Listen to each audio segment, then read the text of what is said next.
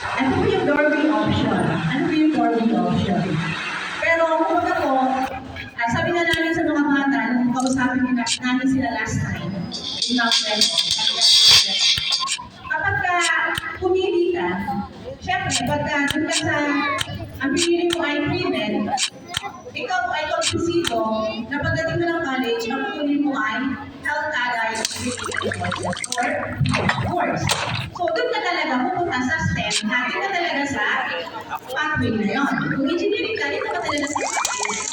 Kung engineering ka, bakit ka kumuha ng biology? Di ba ba? O kung ikaw ay pre-med, bakit ka kumuha ng physics? May geology. Pero hindi ko yun. Kumbaga, we are also trying to help them focus. Okay? Para talagang to truly prepare them pagdating nila na senior high school. Ano ba? Next po. Meron pa po? Ayan.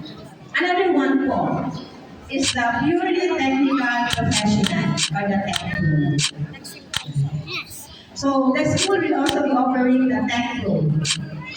So, again, pareho lang po, alam po. Yung 5 course subjects na tapusin sa grade 11. Pagdating po nila na grade